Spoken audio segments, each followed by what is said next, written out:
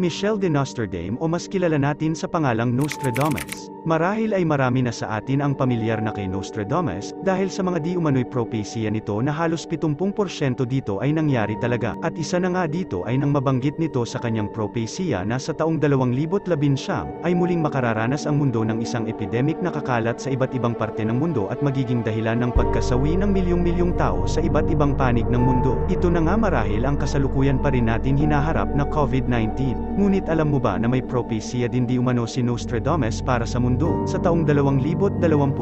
Halika at alamin natin isa-isa kung ano-ano nga ba ang propesya ni Nostradamus sa taong 2023. Isa nga dito ay maaring magkaroon daw bago o pagkatapos ng taong 2023 ng isang fierce war. Dahil ayon sa propesya ni Nostradamus ay sa pagitan ng taong 2023 ay mahahati raw ang mundo sa dalawang makapangyarihang grupo dahil sa agawan ng mga teritoryo, at ito raw ang pagsisimula